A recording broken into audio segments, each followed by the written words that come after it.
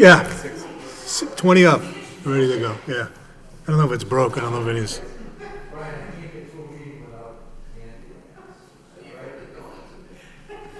Yep.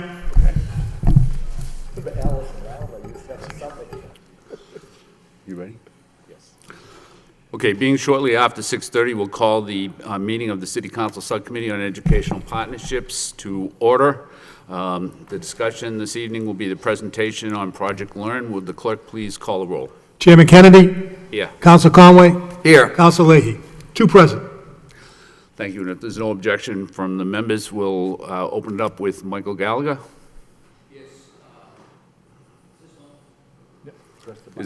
Is the green button on? Green button. Yeah. Doesn't sound like it. Doesn't sound like it's on. Oh, yeah. Is it on? There we go. Okay. Okay. Councilor Kennedy, Councilor Conway, Mayor Donahue, thank you all very much for giving us a chance to appear before you. We'll give Councilor Leahy a pass. I guess he's down at Seabrook Beach for the week, but I know he's here in spirit. Let me introduce the folks who are here. To my left is LZ Nunn. You know LZ. LZ is the executive director of Project Learn, has been doing a fantastic job for the last number of years. To my right is well-known business person John Haley. John is sort of the president for life of our board of directors, and we appreciate his service. And of course, to his right is one of the early founders of Project Learn, and that's Brian Martin, and we thank Brian for coming as well. Project Learn, as all of you know, is an organization of business folks whose goal is to try to level the playing field a little bit. I'm old enough to have been at the very first meeting of the Ed Reform bill, the Joint Education Task Force down at the State House. And I was sitting at the front row. And the first utterances from the chair of the subcommittee was ACCESS. He spelled out the word access. And he says, that's what we're here about, access. And to a large extent, that's what Project Learn is all about, providing access and opportunity, not just to a good public education here in the city of Lowell, but to a really good and maybe even a great public education in the city of Lowell. And I'm not in the habit of overstating things given my profession. I don't want to just say that. You're going to hear in a second from LZ, who's going to show you what's been done over the last number of years.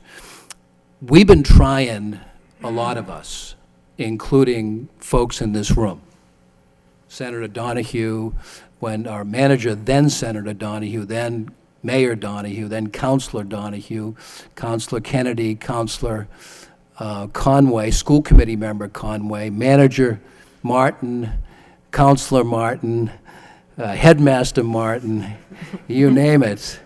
What's that? Athletic Director Martin, have been fighting this fight. Perfect game, Martin. Perfect game, absolutely. The list goes on. We've been fighting this fight for, believe it or not, since the mid-'80s, really, since the Lowell education plan, the Lowell model for educational excellence. How can we combine the resources of the business community to supplement and complement what happens in the schools? There's an unavoidable divide in our gateway communities, as you guys well know, between what we can offer financially and what some of the more affluent municipalities can offer. And certainly between what we can offer financially and what the Phillips Andovers of the world and the Lawrence Academies of the world can offer. But as you'll hear from LZ and John, that gap is closing. It's closing because over the last number of years, as LZ will tell you, over $7 million collectively has been obtained through the offices of Project Learn, working together with the public schools. It's just an absolutely amazing accomplishment.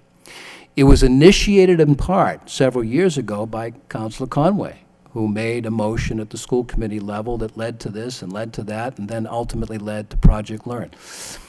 Brian Martin and Kendall Wallace and George Duncan have done so much for this community, as all of us know, got together and went around to the community and literally and figuratively twisted about 20 arms, John Haley and mine included, and asked folks to do something they had never really been asked before, and that is to put up a financial pledge for the next number of years. Why? Not for the MRT, not for any other cultural nonprofit, but for the public schools. It was an unprecedented idea. And we never imagined, Councilor Kennedy, Councilor Conway, that we'd be where we are today. When the Secretary of Education came into Lowell in the last year or so, he came to give the message that there is no community, there is no municipality in the state which is doing what you are doing with Project Learn. It wouldn't have happened without your support. It wouldn't have happened without the support of those folks in the school department who work with us and the students and teachers, particularly at Lowell High School. We're very pleased that we've been able to do what we have to this point. So that having been said, that's a little bit of history. I'd like to turn it over to our Executive Director, LZ Nunn.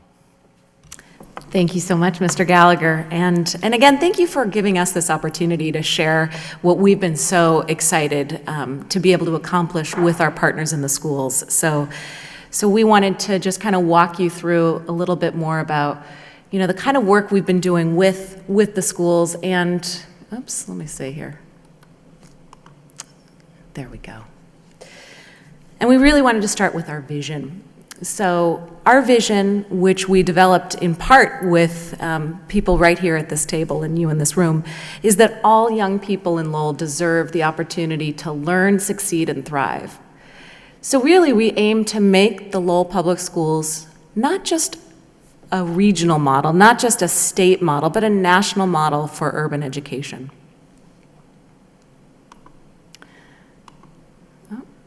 There we go. And so at Project Learn, we really believe that every student should have that access, going back to what Michael just said about access to a world-class education. And so working with the public schools, we seek to fund those innovative programs and services, as we just heard, complementary and supplementary, that help to inspire the next generation and equip them with the skills, mindset they need for college, career, and life. And so what does that look like? Well, really the types of program that we like to support in the schools, what would they look like? Well, they range the gamut from pre-K to, college and beyond. So really, these programs that we get excited about funding, first of all, we look for every opportunity we can. And programs like Makerspaces at Lowell High School or at the Bartlett Middle School, so that every single 9th grade student gets to spend a week exploring integrated life science and make, for example, model of a DNA double helix. Using CAD software, 3D printers, touchscreen technology, really state-of-the-art things that we want our students to get exposed to, just like the Phillips of Andover do. Or programs like Farm to Schools, which we all know about. Mill City Grows has been an amazing partner, which provides students a hands-on way to learn about earth science, biology, healthy eating.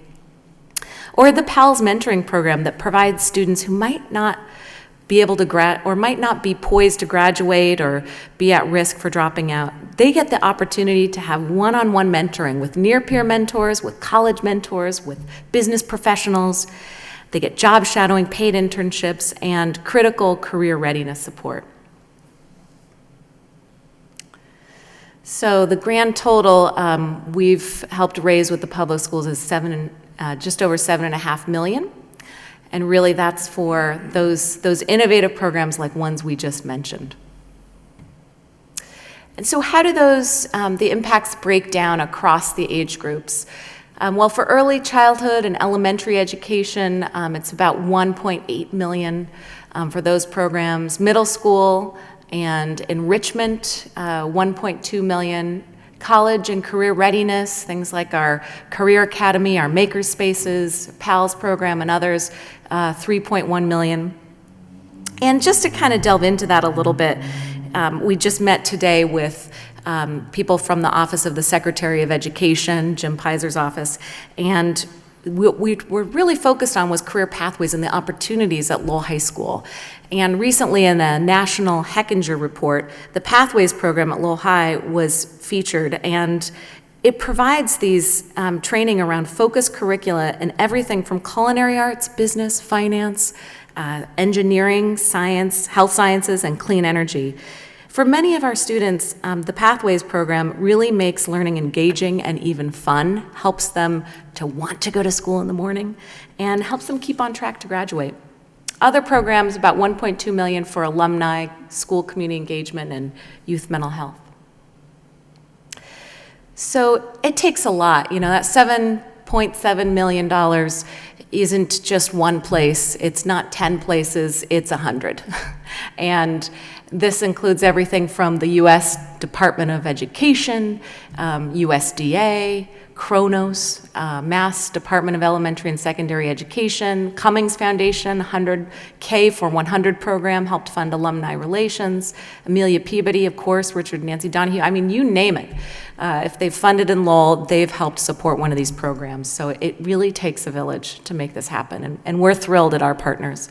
Every one of them has played an instrumental role. And now I have to get up just so you can see a really tiny video. It's a 1-minute video.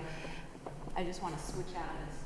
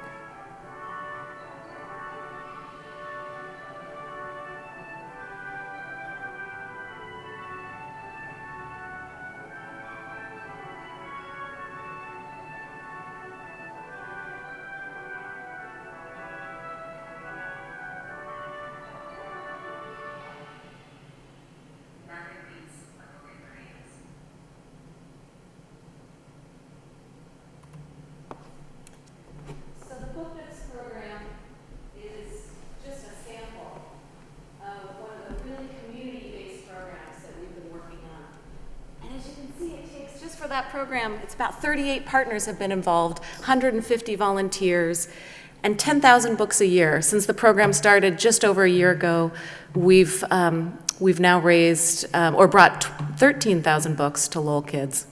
So this kind of program is the type of program that you don't get in any community, and we have other communities approaching us to see, how have you done this?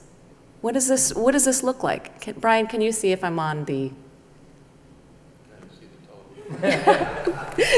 Sorry, gentlemen, 1 second. All right. We try to make this seamless, but they told me that it wouldn't have worked just the way we wanted.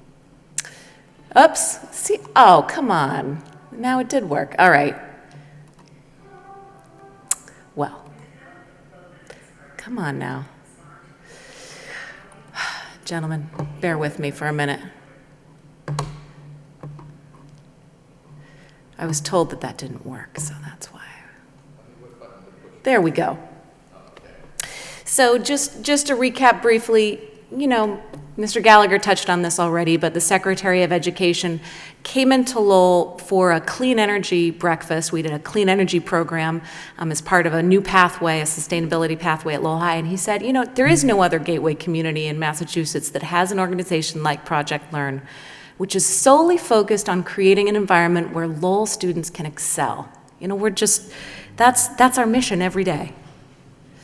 So one of the most important things these days, more and more research is saying that an engaged community helps make for a great school system. It makes for engaged parents, more engaged students, and students do better, and so do the schools. So we're really seeking to tap through this new program, Your Voice Matters, tap into the energy, ideas, and resources of our entire community through this program. It just started about a year ago. It's a 3-year pilot program that Lowell was awarded. We're one of 20 communities in New England.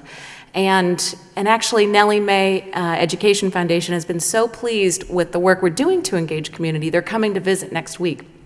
So we've engaged 700, actually probably closer to 800, 900 parents, families, and educators. We've trained 20 community facilitators, hosted 2 community-wide forums, 14 community circles in every single neighborhood. And we're working to launch a reinvigorated citywide family council this fall in September, and also co-hosting a youth forum with the Lowell Community Health Center. And the youth will be facilitating that. So we're excited about that program. And just to give you a quick snapshot of some of the other pieces, you've heard about the Book Nooks program and the 10,000 books a year. We've got 15 Book Nooks across the community and local organizations like Cambodian Mutual Assistance Association, Cambodian Coalition for a Better Acre, Boys and Girls Club. Your Voice Matters, I mentioned a bit. We work in alumni relations, so we're going to bring 25 career speakers into Lowell High to give them that ideas and opportunities of where their career could go and what they could do with their life. And our Career Academy had 66 graduates in the last 2 years, and really has been one of the driving forces to help bring down our dropout rate and really increase the graduation rate. We've got 82% of Lowell High students go on to higher education. And the Clean Energy Career Exploration Program, really we had 25 students have a 3-semester program where they all got hands-on college and career readiness. They have certifications in OSHA that they can take to put on their resume and use for life. One particular student said this was a difference maker for her. She said, before I was involved in this program, I didn't think college was for me. But having gone through this, she realized, I feel like I can dream again. And she wanted to study engineering at UMass Lowell and go into clean energy. So just quick review, $7.7 million raised for these school programs. We serve over 14,000 students a year, 10,000 books each year, or 13,000 total to Lowell kids. Across more than 16 programs. We've got 2 STEM makerspaces and are preparing for a 3rd. 3,000 families engaged through various programs and 115 career-based experience with Lowell students. And we've got just under $1 million pending for expanding internship opportunities for Lowell students, college readiness, education pathways. So I'm going to turn it over to Mr. Haley. Good evening. I wanted to talk a little bit about why I think Project Learn is really important. You know, we have a great public school system here, but there's a lot of kids that will fall through the cracks for reasons not of their own, such as myself. But there's teachers along the way that will help those individuals or maybe inspire them in certain ways. The programs that Project Learn has and are developing and working with also will help those individuals see things maybe in ways they may not have seen.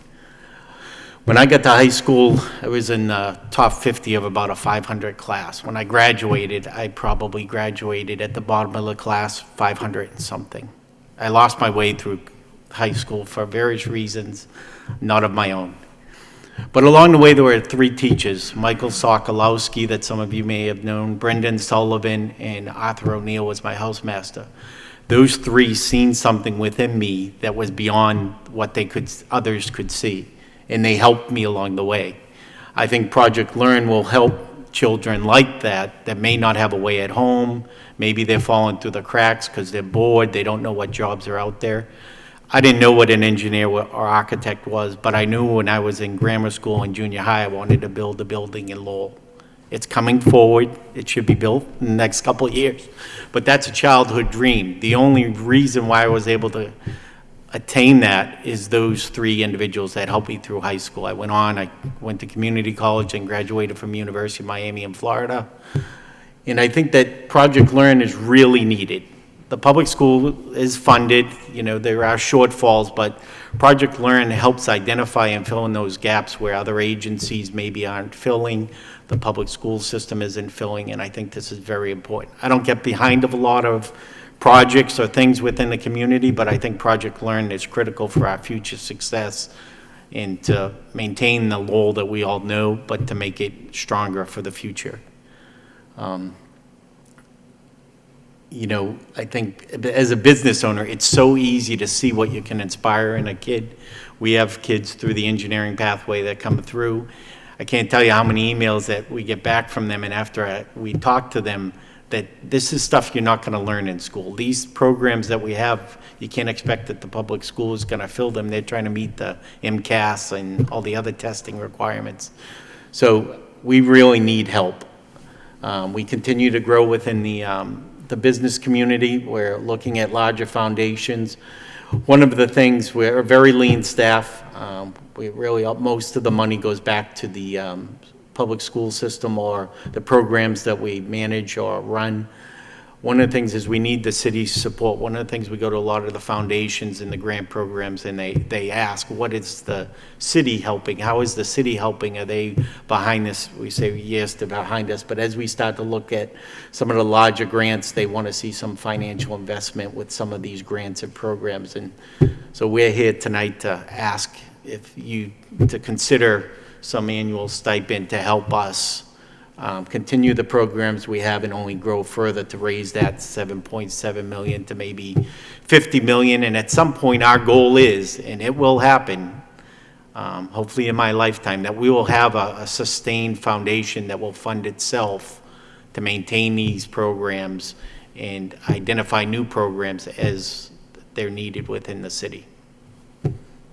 Thank you very much for your time. Mr. Martin? No? You guys did a great job. Can I just add one other thing, Councilor Kennedy, and that is that those of us who've been around long enough know that one of the forces that spurred the Ed Reform Bill back in the early 90s was the business community, as you remember. Because they said, we're not getting enough literate employees. We're not getting enough critical thinkers. And they were fully behind that bill. Remember with Mark Roosevelt and others, it was the business community who kept spurring them on. It's the business community in part who helped develop that, and now 25 years later, #1 public school system in the country are the Massachusetts schools.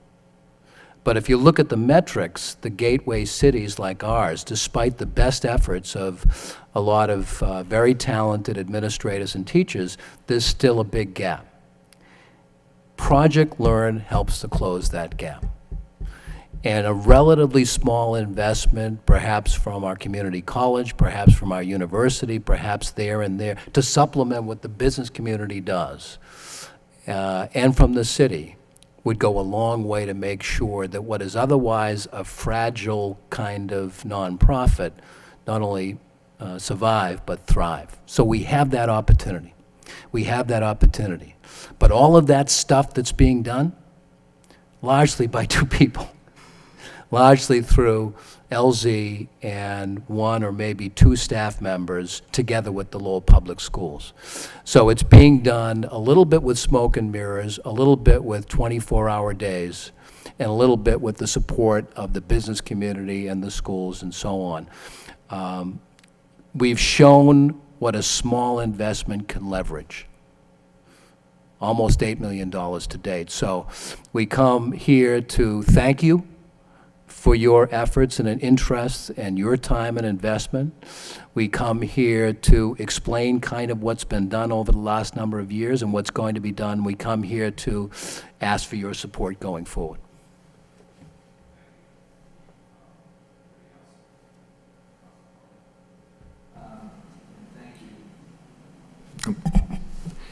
Thank you, Councilor Kennedy.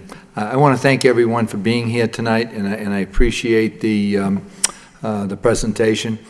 Just to add a little bit to the history that Attorney Gallagher mentioned, going back As we all know, in public education, finances are always a problem. And every year, we always talk about how do we stretch that dollar to give the best to each student. And I think we were getting to the point where that dollar really can't be stretched much more. And I think we had to look at different avenues and different ways of being able to fulfill our duties and our job, and that's to educate our students. So I think one of the most important things we had to do was maximize our resources. And you know, sometimes I come up with a lot of crazy ideas, but every once in a while, one of them might work. And I thought about a grant writer, and people said to me, well, what's so unusual about a grant writer? I said, well, most grant writers in the educational system deal with federal grants and state grants. But I said, you know, there's a lot of grant money, there's a lot of money out there with corporate and foundation money, private money that we haven't tapped into. I don't know how to do it, but I think that we should explore it. I think we had a lot of doors that were closed on us, and finally I said to myself, you know, I'm going to ask 3 people to come to the table, people that I respect, and I want to run it by them and see what their ideas and thoughts on, and see if it made any sense. Brian Martin was one of them. Kendall Wallace was another one, and George Duncan, and we made that presentation, and these gentlemen thought it was a wonderful idea. And it's funny, some of the conversations, Brian, going back, I remember, and I think it might have been George Duncan that said, if everything works here, you'll see that a number of years down the road, we won't even recognize what is going on at the very beginning. And we brought in attorney Eileen Donahue to help us with some legal work, and we went from that particular point. And these guys did go out and they raised the money. They did an absolutely fantastic job. And I did say to that small board, I said, you know, I'd really, if you gentlemen are going out and getting these funds, I think it's important that the business community, where you're getting the monies from to start this, the seed money, they should be the ones that are running this. They're the ones that should be controlling it, the hiring, and so forth. And I said, we're dealing with people who have been very successful. So I think that was an extremely important component for the success of Project Learn. And I think that, and again, I want to thank Elsie Nunn for doing a great job, and John Haley for being here, and Brian.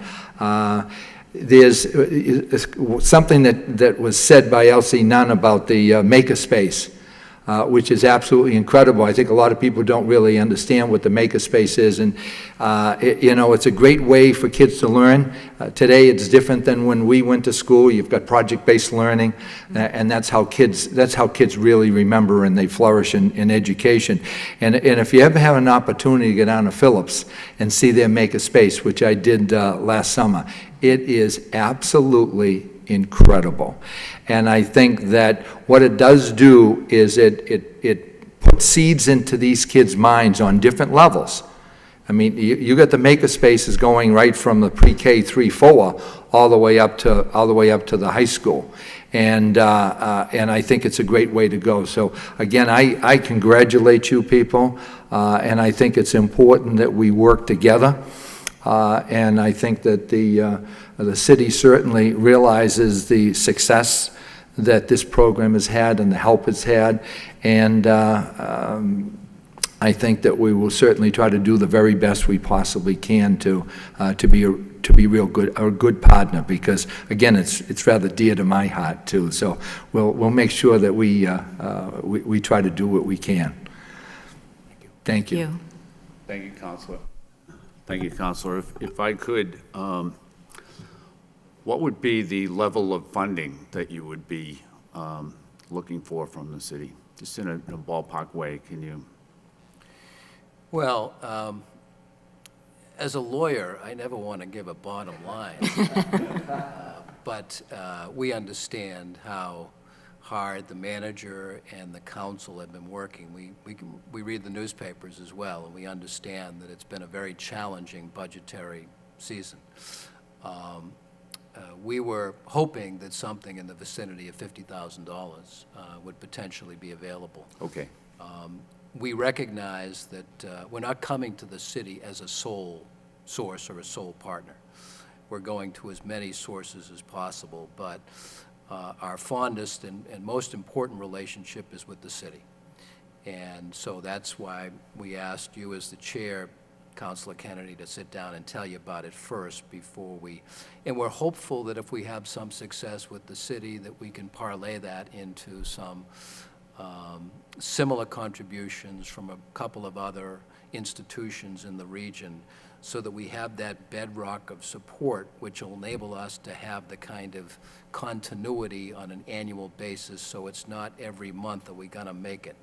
That's the challenge. Okay. And I think that's a reasonable amount. I'm not sure that the city manager would think it's a reasonable amount, but maybe she does. I think that normally the way we would proceed is that at next Tuesday's council meeting, I would give a report on this meeting. And this city council is a little bit unique in that 7 of the 9 members of the city council have served in some capacity on the school committee. So I think that 7 of the 9, I'm sure all 9 members have an interest in the students here in Lowell. So I can give that report next Tuesday, but if you're available, I think it would probably be a lot better if you could give the same presentation. And if you could come, and Mr. Haley, you know, what you had to say, I think was important too, and important for the councilors to hear. So I don't know if you can make it on Tuesday, but if you can, I think that would be good. And that doesn't mean that I'm disinviting Michael Gallagher or Brian Martin, but I do think that I don't have a problem being disinvited. I'll invite you. So I think maybe that would be better than having me give the presentation. I think it would have a bigger impact on the city councilors, and so if you're able to do that, I'd be you know, happy to. I'd be happy to talk to the mayor, and I'm sure that he would be willing to move this up on the agenda, and I don't think any council would object to it being moved up, so that you're not sitting here for an hour and a half. We'd try to get you right on. Sure, and I can't attend next Tuesday because I'll be in Chicago with my son for a hockey USHL combine, but I can do a follow-up meeting in the future. Okay. Well, Or speak to anyone that would like to Meet hear every it. week during the summer, or every other week? no, we every other week, but there's one, and I don't know when it is, but there's one time when there's a 3-week gap.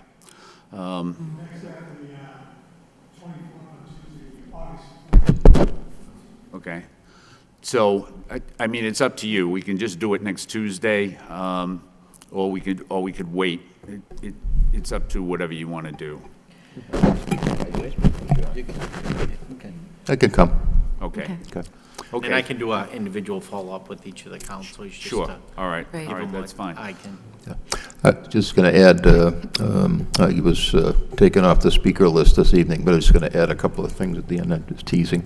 John is a perfect story of why we believe in what we're doing here, and there's thousands of John Haleys out there, and I think his passion for what we're doing is an example of why our board has been successful. But I just wanted to mention, going back in the history of the organization, that Kendall Wallace and George Duncan were terrific partners in the beginning, but we also had Nancy Donahue on the board. We had Carol Cowan on the board. We had Jack O'Connor on the board. We had Louis Pedrosa on the board. We had Ray Amstis on the board, all contributing money and their professional experiences to help us get to where. So we're kind of standing on their shoulders a bit here. And we had Susan Lynn, who was the initial executive director, who had a terrific, got us off to to a great start, and a tremendous grant writer. So we've had some great support along the way, and a lot of these individuals still contribute private funds, as Michael and John do, and all of the board members contribute. But I think at the end of the day, with $7.7 million coming in, we haven't had the success with operating expenses coming out of the grant funds that we had hoped to get. So it basically all goes back into the programming, and we still have to run the place. And I think this is really why we're here. Okay, so Thank you for any consideration. Okay, so why don't we go with next Tuesday? You know, I'm sorry that you can't make it, Mr. Haley. I think that's a good story, but Brian's probably got a dozen of those stories, so so that's good. And Attorney Gallagher, if you can make it, that certainly would be helpful as well. Great. Counselor, the executive director has forwarded me a PDF of the presentation. I'll just attach that to the agenda as well under your report that you're going to give, so we'll get that out there. And if there's a handout that would be similar to that, that would be helpful for the councilors as we go along. Sure, I'd be happy to print it out. Okay. My pleasure. Anything else? If not, Chair would entertain a motion to adjourn. We have a motion to adjourn, seconded by the chair. All in favor, all opposed, we stand adjourned. Thank you very much. Thank you. Thank you for your time. Just kidding. Good job.